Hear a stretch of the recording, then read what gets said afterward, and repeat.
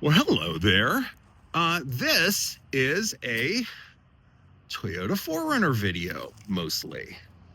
But you're like, hey, that isn't a 4Runner. This is not even how you pronounce Celica. I mean, that's like the European pronunciation. Okay, there we go. But that's not a 4Runner. That's not a 4Runner. That's sure as heck not a 4Runner. And yeah, I have a Jeep. Actually, I own two. I have a new Wrangler my daughter has. Yeah, we don't park it outside. I won't get into that. But this is a XJ. This is a cool vehicle. Why? Because it's quintessential when Jeep was Jeep. If you're getting to why I like that vehicle and why I like 4Runners, you're kind of also understanding, well, this is my all-track. This is one of my two GTSs. The other one's down in Pittsburgh having some work done on it. But this is what I'm going to take home. And you're like, okay, well, what does this have anything to do with a 2024 Toyota 4Runner TRD Pro? Now, I will answer it. But let me move all this stuff, get it together. And I promise you, the next time you see me, I'll snap on my fingers. This car and I are going to be an hour away in Pittsburgh. Okay, and here I am. This is here because this led to this in a roundabout way, even though I bought this one before this one. Makes sense? It will. Trust me. 1992, the golden era of Toyota began with the introduction of the third gen Camry. Now, there were a lot of great cars introduced before then, some of which I own. 1990 Celica, the all-track, the GTs, the GTSs. What really meant something was that this was the most mass market vehicle that Toyota ever produced up until that point. And everything else, it was a game changer. Everything else had to improve because of what this was. 1990 model year, the Lexus LS400 was introduced in North America, and they had a prior generation Camry refreshed up, and it was the ES250, the V6 at the time. It's a nice vehicle, but that car paled in comparison, the ES250 to the LS400. Their goal was with this car, the Lexus version, was to have a true junior Lexus.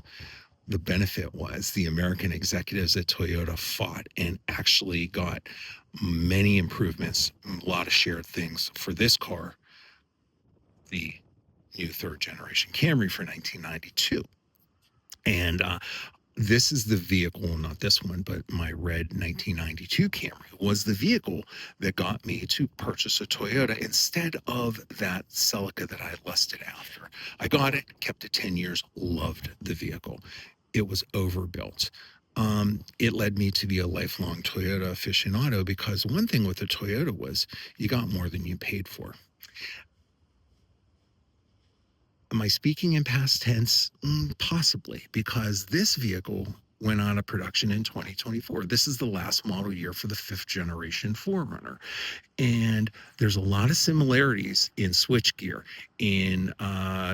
I get in this vehicle, you get in this vehicle, there's a lot of your fingers, that little tactile stuff. There's a shorthand. You don't have to say, where's this, where's that, like in a lot of cars. And these vehicles got a lot of, let's just say, younger folks, perhaps, or more progressive as far as automotive technology, like to call this a dinosaur, and they would laugh at it, kind of. It only has a 5-speed automatic. It has a big gas-thirsty 4-liter V6. And those are some of the things that make this vehicle the best 4Runner ever. It has all the tech because it's the last year. It's got the front cameras. It's got the off-road cameras. This one has the optional dash cam on it. This was the TRD Pro, so it has all the off-road goodies, the Fox suspension, all that good stuff. I bought this to not replace my 2021 4Runner, but to supplement it. I was not going to drive this, but at the same time, I started buying classic Toyotas. And what happened was, I needed something to tow them. And the only thing these don't do is tow what a half-ton or three-quarter-ton truck does. So I realized I needed to sell the 21 4Runner, and I could drive the pickup and keep the miles down on this. And it wasn't going to be a new Toyota Tundra, because one of the first oopses with Toyota was the Tundra. The engine is just not very good. Twin turbo V6, grenades, random intervals. You don't feel confident in the vehicle. One thing this vehicle instilled in me was you could be confident in your Toyota. It would always get you there if you took care of it. Same thing with this. So what did I do? I sold that vehicle, and I delayed buying the other vehicle for 1 year. I bought a naturally aspirated Coyote engine, 400 horsepower XL 4x4 F-150. Love the vehicle, but I bought it a year later than I should have. So I put 16,000 miles on this vehicle that I didn't want to put miles on in the first year. That's okay. I'm almost at the end of year number 2, and I've only put 2,000 more miles on it. So that's okay.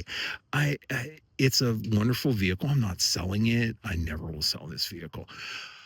But it's so good. It's like you want to savor these vehicles. And that's when I found this vehicle has 43, almost 44,000 miles on it. It is, by all intents and purposes, a brand new vehicle.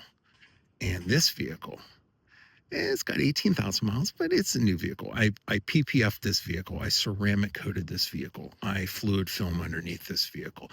This vehicle will be able to be driven in the worst weather and still not rust. But guess what? I'm going to be driving this because I like this vehicle a lot. It's a good vehicle. And Toyota, your Tundra opened the door for me to get an F-150. And I see why. They're the number one pickup seller, because this vehicle is a heck of a nice vehicle. I'm not going to rip on this vehicle. It's a good vehicle.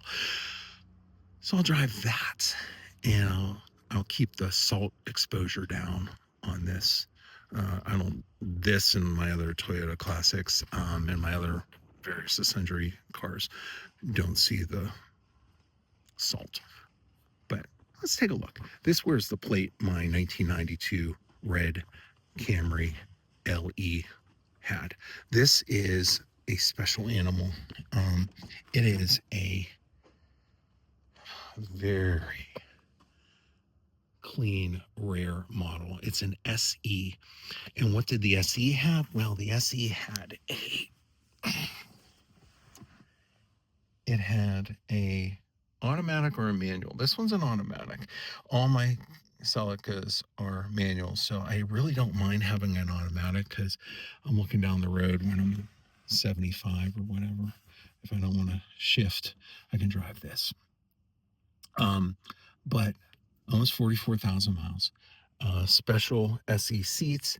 This had black leather wrapped wheel, but it has the Lexus sports suspension on it. This has way more Lexus DNA than any of the other Camrys, and that's saying something, because most of those cars had all the really important things baked into them. But take a look at this switchgear. Take a look at that light switch. Take a look at that wiper switch, and take a look at that cruise control. Take a look around. When you sit in here, all your hard points where your fingers click and everything like that are intuitive. This is a Toyota thing that started with this generation, the 90 Celica, but this was on their most mainstream vehicle. And it was a car that you got more than you bargained for on. This one here is the last year of this. And if you get into a 6th generation 4Runner, it's going to look a little different inside. And remember, just looked on that 92 Camry. Look where the lights are. Look where the wipers are. And oh yeah, look where the cruise control is. This vehicle, and it still had analog gauges, had your little digital thing in the front there too. And this is a very pleasurable place to drive. I've driven this as far as Florida. Driven all over with this. I had a lot of road trips in this last year. Um, but it has heated steering wheel. It has the front camera. It has that right there is a dash cam, Toyota dash cam. It's got all the modern stuff that when I get in that, I'm like, oh my God, I only have AM, FM, and cassette and CD on there. So it's a true multimedia interface for the early 90s. That was pretty high tech. But this vehicle feels so familiar to like that. And it's not familiarity because I'm a Luddite and I love the simplicity. This has everything I need on a vehicle, but it still has that Toyota DNA, the comfort, the overbuilt nature of this vehicle. This, and I say overbuilt, properly built. A lot of cars don't have this. They never got this. And I will tell you, it's something to me that I just absolutely positively love. And you see that little symbol there in 1990, 91, this was created. And someone asked me in a recent video when they saw the Forerunner, I did a quick video of it, that you saw Toyota and the script. And this is a big selling point for these vehicles. You can put this on aftermarket accessory. It's a really neat thing. And it says Toyota. And someone said, boy, it's so much better than that stupid Toyota Insignia. But I'll tell you, in 92, that was kind of that denoted you had a modern Toyota. It was a different era. And like this, the 90 and 91 Celicas that I have the script. The 92 and 93 Celicas I have that on top. And it's just one of those weird things. The more things change, the more they stay the same, whatever. But I will tell you, I really do wish that some more of the Toyota stuff would stay the same. I'm not a Luddite. I know progress has to happen, but turbocharged engines on a pickup truck or an SUV like this is not a light vehicle. It's a little concerning to me. The Tundra fiasco made me buy an F 150. I'm very happy I did. If I had to replace this, I'd be really worried about getting a Turbo 4 on here, especially with Nissan coming out with the rumors of a naturally aspirated 6-cylinder Xterra. Toyota, come on. Give us a 6. Give us a big honking 4 with no turbos on it, no boost, no hybrid. Or a hybrid, naturally aspirated 4, no turbos. Um, you know, hopefully the switch gear and everything is good on these. I know the Tundra was really not your best moment, the new Tundra. And that's why, like this vehicle, the vehicle behind it, I humbly assert are the beginning and the end of the golden age of Toyota. What's the new age going to be? Maybe it's going to be the awesomest since then age, I hope. But if you wonder why these things sell for what they do, there's a reason. And it goes back to those era of Toyotas. So, hey, thank you. If you like what you see, if you like my old stuff, you like my new stuff, watch the other stuff because I got a lot of stuff and I'm very happy in that. I'm very obsessed with my cars and I love being kind of like the Toyota curmudgeon Pontiac guy. Just all cars fascinate me, but I gotta say I love my Toyotas. This would be the only vehicle I had if I could only have one vehicle. Thank goodness we don't live in a world where that is required. I'm very lucky and I'm very happy with these vehicles. And I hope you enjoy yourself. I hope you check out other stuff, like, subscribe, and come back for more.